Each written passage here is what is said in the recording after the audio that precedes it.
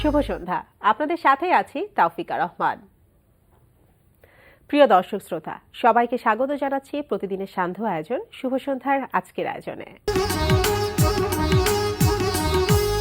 আজকে শুভ সন্ধ্যায় থাকছে চলতে থাকা প্রদর্শনী এনটিভি হাইলাইটস এবং সঙ্গীত শিল্পী জিনাত রেহানার সঙ্গে আলাপচারিতা। শুরুতেই চলতে থাকা প্রদর্শনী।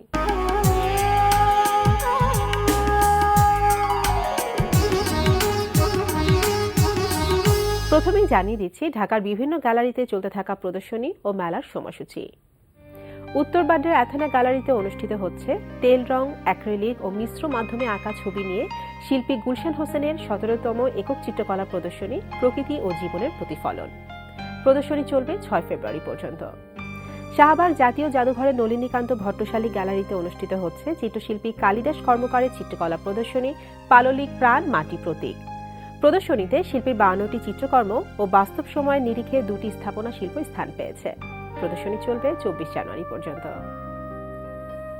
গ্যালারি 21-এ প্রদর্শিত হচ্ছে শিল্পী শামীম সুবরানার চিত্রকলা প্রদর্শনী what I talk about when I talk about life.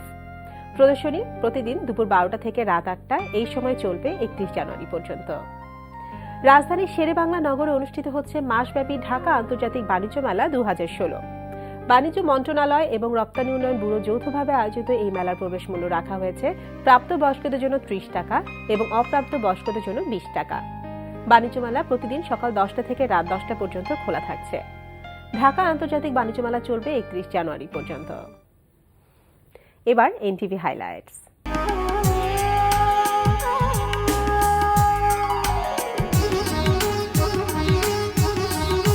এবার জানিয়ে দিচ্ছি কি থাকছে এনটিভির রাতের অনুষ্ঠান মালায়। সন্ধ্যা 6টা 45 মিনিটে থাকছে কাজী মোহাম্মদ মোস্তফার প্রযোজনায় অনুষ্ঠান আমরা সবাই রাজা।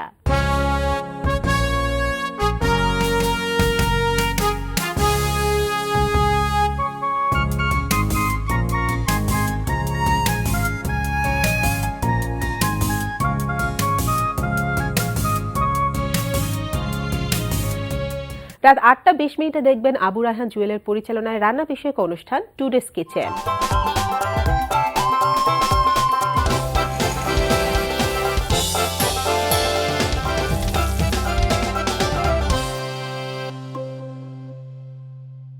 রাত 9টায় প্রচার হবে ওয়াহিদুল ইসলাম শুভ্রর প্রযোজনায় ফ্যাশন বিষয়ক অনুষ্ঠান স্টাইলস অ্যান্ড ট্রেন্ডস।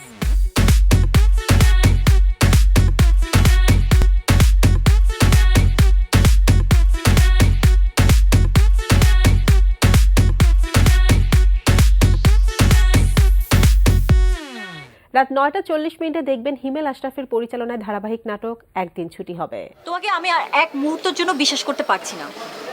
তুমি একটা মাসও নিজের সততা মেনটেন করতে পারলা না। না মানে তোমার কি মানে একটা মাস হলো কেবল আমাদের বিয়ে, একটু পারলা না ধৈর্য ধরে একটু সৎভাবে আমার সাথে থাকতে? আমি সত্যি কিচ্ছু জানি না। আমি চাকরির জন্য একটা জায়গায় সিভি ড্রপ করি, ওরা আমাকে কল করে ইন্টারভিউর জন্য। আমি ইন্টারভিউ দিই, এরপর ওরা আমাকে বলে যে আমি সিলেক্টেড, আমার স্যালারি 50,000 টাকা, আমাকে অ্যাডভান্স দেওয়া হলো, ব্যাস। রাত 11টা 30 মিনিটে রয়েছে মাবরুর রশিদ বান্নার পরিচালনায় ধারাবাহিক নাটক হাউস 44। বাবা তোমাকে কতটা ভালোবাসে?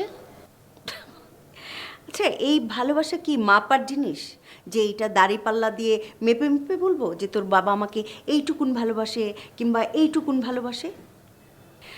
তবে এইটুকু বলতে পারি, তোর বাবা স্বামী হিসেবে একজন স্ত্রীকে যতটুকু ভালোবাসা উচিত তার চাইতে অনেক বেশি ভালোবাসেন। রাত 12টা 10 মিনিটে থাকছে টক শো এই সময়।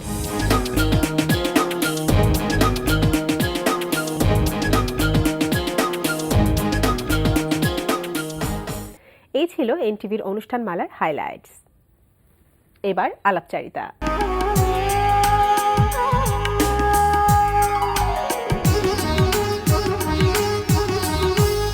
প্রকাশিত হয়েছে সঙ্গীত শিল্পী জিনাত রেহানার অডিও অ্যালবাম প্রিয় জন্মভূমি। প্রিয় দর্শক, আমাদের আজকের অতিথি সঙ্গীত শিল্পী জিনাত রেহানা। চলুন কথা বলি তার সঙ্গে। শুভ সন্ধ্যা। শুভ সন্ধ্যা। কেমন আছেন? খুব ভালো আছি। আজকে আমরা আপনাকে পেয়েছি, অনেক ভালো লাগছে। আমরা গান করব, অনেক বিষয়ে গল্প করব। তো প্রথমে আসি নতুন অ্যালবাম নিয়ে। সম্প্রতি আপনার যে অ্যালবামটি বের হয়েছে প্রিয় জন্মভূমি, দেশের গান নিয়ে অ্যালবামটি করা হয়েছে। তো এই প্রথম দেশের গান নিয়ে অ্যালবামটি করলেন, কেমন লাগছে? খুব ভালো লাগছে, কারণ আমার দীর্ঘদিনের আশা ছিল আমি দেশের গানের একটি অ্যালবাম করব। আমরা যখন গান শুরু করি তখন নজরুল, আধুনিক, পল্লীগীতি সবই গাইতাম, জি। দেশাত্মবোধক গানও করতাম। পরবর্তীতে যখন অ্যালবাম করা শুরু করলাম, ভাবলাম গানগুলি সংরক্ষণ করা দরকার। তখন আধুনিক গানের অ্যালবামের উপরে বেশি জোর দিয়ে কাজ করেছি। তারপর আরও বিভিন্ন বিষয়, শিশুতোষ, জি। মরমী গান, কিন্তু দেশের গান সেভাবে করা হয়নি কখনো। তো খুব হঠাৎ করেই এরকম একটা সুযোগ হলো দেশের গান করার। আমার দীর্ঘদিনের আশাটাও পূরণ হয়েছে। সেদিক থেকে খুবই ভালো লাগছে। আচ্ছা, তো কটি গান আছে এবং এখানে আপনার কথা সুর কে করেছেন তাদের কথা শুনি। অ্যালবামটিতে মোট 10টি গান আছে। 10টি গানের রচয়িতা তিনি তার নাম হচ্ছে কমল কলি হোসেন। উনি একজন চিকিৎসক, দেশের বাইরে থাকেন, এবং সুর করেছেন তিনিও দেশের বাইরে থাকেন, কাজী নাজির আহমেদ হাসিব। তো ওনাদের প্রসঙ্গে দুটি কথা বলতে চাই, যে আমরা দেশকে সবাই ভালোবাসি, কিন্তু যারা প্রবাসী তারা বোধহয় দেশকে অনেক বেশি চেতনার মধ্যে তাদেরকে দেশ থাকে, কারণ তারা দেশে আসতে পারেন না। দেশের যে এত সুন্দর দেশ আমাদের, সে দেশটার যে সবকিছু ভালো কিছু উপভোগ করতে পারেন না, লম্বা সময় থাকতে পারেন না। তো দেশ তাদের চেতনা থাকে, তারা ব্যস্ত থাকেন। এটাই আমার কাছে যখন গানগুলি পড়লাম, হাতে পেলাম, আমার কাছে এটাই মনে হলো যে খুবই আবেগ নিয়ে, এবং দেশকে একান্ত যদি অন্তরে দেশ থাকলে এইভাবে দেশের গান লেখা যায়। এবং যিনি সুর করেছেন তিনিও কিন্তু খুবই যত্ন সহকারে তার উচ্চাঙ্গ সঙ্গীত, নজরুল, আধুনিক গানের গাওয়ার, এবং তার মানে এখানে যখন ছিলেন বাংলাদেশে তখন উনি গাইতেন। তারপর যখন দেশের বাইরে চলে গেলেন ওখানেও অনুষ্ঠান করেন, কিন্তু কিছুদিন ধরে উনি সুর করার প্রতি একটু ওনার মানে আগ্রহ হয়েছে, এবং আসলে চমৎকার সুর করেন নিঃসন্দেহে। যেহেতু দেশের গান নিয়ে অ্যালবাম করার ইচ্ছা কিন্তু আপনার প্রথম থেকেই ছিল, তো এই যে গানগুলো 10টি গানগুলো সিলেকশন করেছেন, অ্যালবামের কাজ শুরু করেছেন, অনেক লম্বা একটা সময় অবশ্যই লেগেছিল। তো সেই শুরুটা আমরা একটু শুনি, কিভাবে ভাবনাটা আসলো, গানগুলো যে সিলেকশন করলেন, কতদিনের কাজের পর আপনি অ্যালবামটি বের করলেন? গানগুলি যখন শিখলাম, গানগুলি হাতে পেলাম, গানগুলি নিয়ে সুরকারের কাছে তাহলে তখন আমি আসলে দেশে ছিলাম না, যেহেতু ওনারা বাইরে থাকেন। ওই সময় একটা সুযোগ হয়েছিল ওনাদের সঙ্গে একটা সুন্দর সংযোগ। তো এই সংযোগ হওয়াতে তিনজনের মধ্যে আমরা চিন্তা করলাম যে গানগুলি, আসলে আমার খুব ভালো লেগেছিল গানগুলি। তো সেটা থেকে গানগুলি সুর করার জন্য বলা হলো কাজী নাজির আহমেদ হাসিবকে। উনি সুর করলেন, গানগুলি কণ্ঠে ধারণ করার চেষ্টা করলাম ওখানে থাকতে থাকতেই। তারপরে ফেরার পরে কাজে হাত দিলাম। আচ্ছা, এবং এখন তো আমরা গানগুলো পেয়ে যাচ্ছি। গানগুলো পেয়ে গেছে অলরেডি, আমাদের ডিসেম্বর মাসে অ্যালবামটি প্রকাশিত হয়েছে। আচ্ছা, তাহলে এবার আমরা ইমপ্রেস অডিও ভিশন থেকে ব্যানারে এটা বেরিয়েছে। আচ্ছা, এবার তাহলে আমরা একটা গান শুনে ফেলি অ্যালবাম থেকে। নিশ্চয়ই। আচ্ছা, শুনি আমরা। আসলে 10টা গানই আমার খুবই প্রিয়, আমি কোন গান ছেড়ে কোন গান গাইবো আসলে সময় সংকীর্ণ, সেই হিসাবে আমি একটি গান করি। এর প্রথমে, আমি বাঁচতে চাই 1000 বছর এই বাংলায়, এই বাংলায়, বাংলার ছায়ায়, বাংলার মায়ায়, এখানে মন হারায়। আমি বাঁচতে চাই 1000 বছর এই বাংলায়, এই বাংলায়। আমি পথ চলতে চাই এই বাংলার মেঠো পথে, বাংলার ঘর, বাংলার নগর, বাংলার ঘর, বাংলার নগর দেখতে চাই দুটি চোখে, বাংলার কথা আমায় কাঁদায়, হৃদয়ে বৃষ্টি ঝরায় আমি বাঁচতে চাই হাজার বছর এই বাংলায়, এই বাংলায়। বাহ, চমৎকার, অনেক ভালো লাগলো। বেশি দিন হয়নি, মাত্র কিছুদিন হলো অ্যালবামটি প্রকাশ পেয়েছে, তবু আপনার শ্রোতাদের কাছ থেকে কেমন রেসপন্স পাচ্ছেন এখন পর্যন্ত? আসলে খুব সদ্য প্রকাশিত জি। হয়েছে অ্যালবামটি। বিশেষ করে আজকে যেমন আপনারা যে আয়োজনটা করেছেন, অনেকেই জানতে পারবে অ্যালবাম আমি সম্পর্কে। এনটিভির কাছে খুবই কৃতজ্ঞ যে আপনারা এই আয়োজনটা করার ফলে আজকে যারা অনুষ্ঠানে দেখছেন তারা হয়তো অ্যালবামটি সম্পর্কে অনেকে জানবেন, গানগুলি শুনবেন, গানগুলি যদি ভালো লাগে এবং বিশেষ করে বর্তমান প্রজন্মের শিল্পীরা তারা যদি 10টি গান থেকে যদি একটি গানও পছন্দ করে গান, তবে গানগুলি বেঁচে যাবে। জি, অবশ্যই। তো এই অ্যালবামটা বের হলো, এছাড়া আমরা জানি যে আপনি আরো 5টি অ্যালবাম নিয়ে কাজ করছেন। হ্যাঁ, সেই 5টি অ্যালবাম সম্পর্কে একটু জানি, কি ধরনের অ্যালবাম সেগুলো? আসলে মানুষের আশা, জীবন অনেক স্বল্প, দীর্ঘ বলি আমরা অনেক সময়, জি। আবার মাঝে মাঝে যখন আমরা কাজ করতে শুরু করি তখন মনে হয় জীবনটা অনেক স্বল্প, যদি আর একটু লম্বা জীবন হতো। হ্যাঁ, হ্যাঁ। তো আসলে এক সময় তো দীর্ঘদিন সংসার, কর্মক্ষেত্র সবকিছু নিয়ে এত বেশি ব্যস্ত ছিলাম, কখনো এদিকে মন দিতে পারি নাই। আচ্ছা। তো এখন বেশ কয়েক বছর হলে একটু মন দিয়েছি যে আসলে এগুলি সংরক্ষণ করা দরকার, নিজের কিছু আশা, কিছু ভালো লাগা, এগুলিকে আসলে জোর দেওয়া উচিত, আসলে কিছু করা উচিত নিজের জন্য। আচ্ছা। তো আমি বেশ কয়েক বছর ধরে করছি গান। বিশেষ করে গত বছরে আমি যে 5টি অ্যালবাম একসাথে, এটা অবশ্য খুব হাই অ্যাম্বিশিয়াস একটা প্রজেক্ট, তো 5টা অ্যালবামের কাজ শুরু করেছি। একটি বিষয়বস্তু একটু মানে ভিন্ন ধরনের। আচ্ছা। 5টা অ্যালবামে মোট 50টি গান, 10টা করে। 10টা জি। করে, এবং গানগুলি আমার মার লেখা, যেমুন্নেসা জামাল, যিনি বাংলাদেশে অত্যন্ত জনপ্রিয় একজন গীতিকার, তো তারই লেখা। বইটি যখন মন দিয়ে পড়লাম আম্মা চলে যাওয়ার পরে, তখন মনে হলো আসলে একটি মানুষকে এই জগতে যখন আমরা পৃথিবীতে আসি, আমাদের অনেক কিছু দায়িত্ব আমাদের উপর বর্তায়, জি। সেই বিষয়গুলি কিন্তু এই গানের মধ্যে এসছে। আচ্ছা, আপনি তো বেশিরভাগ সময় বাইরে থাকছেন, আমেরিকায় থাকছেন, কিছু ওখানে সময়। কিছু সময়, হ্যাঁ, ওখানে আপনি গান করছেন। ওখানে যখন আমাদের দেশের বিভিন্ন স্পেশাল ডে, যেমন 16ই ডিসেম্বর, পহেলা বৈশাখ, বিভিন্ন সময় আপনি সেখানে গান করছেন, প্রোগ্রামে যাচ্ছেন। তো কি মনে হয় প্রবাসী বাংলাদেশি যারা আছে তারা কিভাবে নিচ্ছে আমাদের দেশের গানগুলোকে?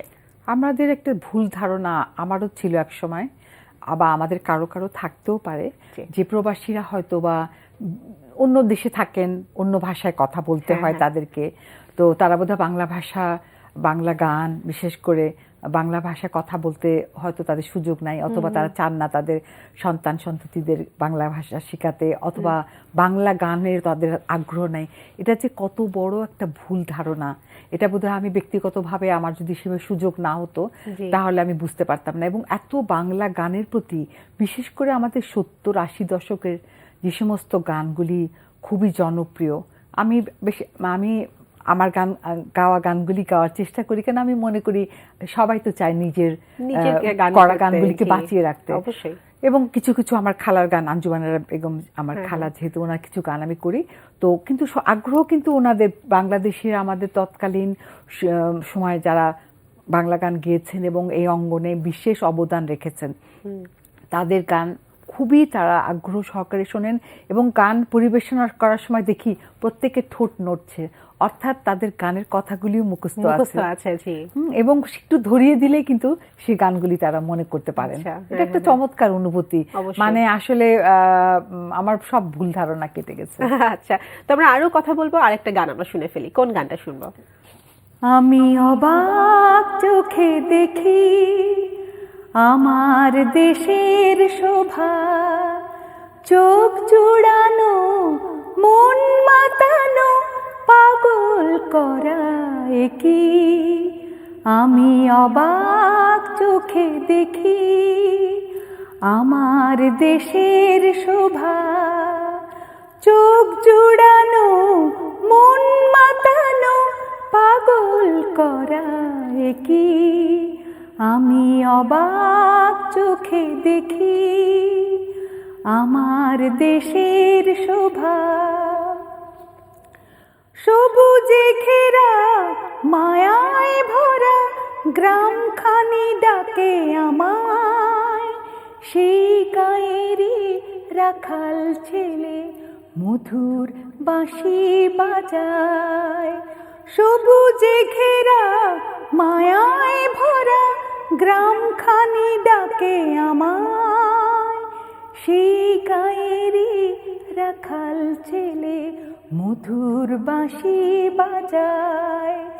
মিষ্টি সুরে মন কাঁদে যে সজল আমার রাখি, আমি অবাক চোখে দেখি আমার দেশের শোভা, আমি অবাক চোখে দেখি আমার দেশের শোভা। বাহ, খুব সুন্দর, এই গানটা অনেক সুন্দর। আসলে আমাদের মানসপটে তো আমরা যখন বাংলাদেশে থাকি, আমরা আমাদের দেশের শোভা আমরা নিত্য দেখছি, খুবই ভালো লাগছে। যারা বিদেশে থাকেন তাদের মানসপটে কিন্তু আমাদের দেশটা যেভাবে তারা দেখে গেছেন, তারা কিন্তু সেভাবে চিন্তা করেন, সেভাবে স্বপ্ন দেখেন। এবং এই কমলকলি হোসেন তারই লেখনীতে তার যে অন্তরে যে দেশ বাস করছে, যে দেশের স্মৃতি, যদিও তিনি মাঝে মাঝে প্রায় দেশে আসেন ইদানিং কালে, কারণ সবাই তো কর্মব্যস্ত, মানে দেশের প্রতি অনুভূতিটাই তার গানের মধ্যে দিয়ে, কথার মধ্যে দিয়ে প্রকাশ পেয়েছে। জি, এবং আমাদের অনেকের কথাটাই তিনি বলে দিয়েছেন তার গানে। এখন পর্যন্ত প্রায় আপনার কাছ থেকে আমরা বেশ কিছু অ্যালবাম পেয়েছি, এই 15 থেকে 16টার মতো হবে। তার ভেতরে 4টি অ্যালবামই বাচ্চাদের জন্য করা, এবং আমরা জানি যে বাচ্চাদের প্রতি কাজ করার প্রতি একটা আগ্রহ আপনার আছে, এটা কেন? এটা সত্যি কথা বলতে, আমরা যখন ছোট ছিলাম তখন তো আমরা ছোটদের গান পাইনি, এবং আমরা বড় হয়ে, বেশি একটু বড় হয়েই কিন্তু গান গাওয়া শুরু করেছি। তো নিজের ছেলেমেয়েরা যখন ছোট ছিল তাদেরকেও যে খুব একটা ছোটদের গান শুনিয়েছি আমার মনে পড়ে না। তারপরে যখন আম্মা, একসময় দেখলাম সবকিছু কিন্তু আম্মা চলে যাওয়ার পরে আবিষ্কার করলাম যে জাদুর পেন্সিল বইটা আরো ভালো করে পড়লাম। ফেরদৌসী আপা অবশ্য বেশ কিছু গান শিখিতে করেছিলেন, জাদুর পেন্সিল, আমার থাকতো যদি এমন একটি জাদুর পেন্সিল, আরো অনেক গান। এই গানগুলি কিন্তু শুধু শিশুদের আনন্দ দেওয়ার নয়, এর মধ্যে প্রচন্ড শিক্ষণীয়, শিশুদের এম্পাওয়ারিং, এডুকেশনাল গান, সব 56টা গানের বিষয়বস্তু এত অভিনব, এত সুন্দর। তো আমি ভাবলাম যে না, জীবনে অনেক ধরনের গান করার সুযোগ হয়েছে, এবার ছোটদের প্রতি একটু মন দিই। এই শুরু করলাম। প্রথম অ্যালবামটি আমার সারেগামা, তারপরে এটা ইমপ্রেস অডিওভিশন থেকে বেরিয়েছে। পরের 3টি অ্যালবাম হাসি খুশি, তারপরে জাদুর পেন্সিল, এবং যেটা গত বছর বেরিয়েছে ঘড়ি বলে টিকটিক, এটাই থেকে ফাইভ মিউজিক থেকে। আচ্ছা, তো কথা বলতে বলতে আজকে আমরা একেবারে অনুষ্ঠানের শেষ প্রান্তে চলে এসেছি। সবশেষে আমরা আরেকটা গান শুনবো, সেটা কি অ্যালবাম থেকে শুনবো? তাই শুনি, কারণ অন্য গানগুলি হয়তো কিছু কিছু পরিচয় হয়েছে, এই গানগুলি আমি চাই যে সবাই সঙ্গে পরিচিত হোক। ঠিক আছে, আমরা শুনি। আমি তো এখনো দেখিনি আমার প্রাণের বাংলাদেশ, গান ভরানো, সুর দোলানো মায়ার বাংলাদেশ। আমি তো এখনো দেখিনি আমার প্রাণের বাংলাদেশ, গান ভরানো, সুর দোলানো মায়ার বাংলাদেশ। পাহাড়ের চূড়া থেকে ঝর্ণা নামে থাকে থাকে কত গিরিপথ, বনের গভীরে গাছের ফাঁকে ফাঁকে। পাহাড়ের চূড়া থেকে ঝর্ণা নামে থাকে থাকে কত গিরিপথ, বনের গভীরে গাছের ফাঁকে ফাঁকে। দেখিনি ঝর্ণা, দেখিনি বন, দেখিনি ঝর্ণা, দেখিনি বন, দেখিনি বাংলা মাকে। আমি তো এখনো দেখিনি আমার প্রাণের বাংলাদেশ, গান ভরানো, সুর দোলানো মায়ার বাংলাদেশ। আসলে বাংলাদেশকে কোনোদিনই পুরোপুরিভাবে দেখা হবে না। সারা জীবন যদি আমরা দেখি বাংলাদেশের শোভা, এই বাংলাদেশের সৌন্দর্য, বাংলাদেশের রূপ অতুলনীয়। জি, দেখার কোনো শেষ নেই, দেখার কোনো বাংলাদেশে। শেষ নেই। তো এত সুন্দর সুন্দর গান শোনানোর জন্য এবং আমাদের শুভ সন্ধ্যা আসার জন্য আপনাকে অনেক অনেক ধন্যবাদ। এনটিভি সবাইকে ধন্যবাদ, বিশেষ করে ক্যামেরার সামনে যারা আছেন, পিছনে যারা কাজ করছেন এবং সামনে যে দর্শক শ্রোতা বসে রয়েছেন তাদের এবং আপনাকে অজস্র ধন্যবাদ। প্রিয় দর্শক, কথায় কথায় আমরাও চলে এসেছি অনুষ্ঠানের শেষ প্রান্তে। আমাদের সঙ্গে যোগাযোগের ঠিকানা প্রযোজক শুভ সন্ধ্যা, এনটিভি, বিএসসিসি ভবন, 7 তলা, 102 কাজী নজরুল ইসলাম এভিনিউ, কারণ বাজার, ঢাকা 1215। আমাদের ইমেইল অ্যাড্রেস shubhosandha@ntv.com। প্রিয় দর্শক, এনটিভিতে সম্প্রচারিত সংবাদ ও অন্যান্য সকল অনুষ্ঠান দেখতে লগ ইন করুন www.ntvbd.com-এ। সবাই ভালো থাকুন, নিরাপদে থাকুন। শুভরাত্রি।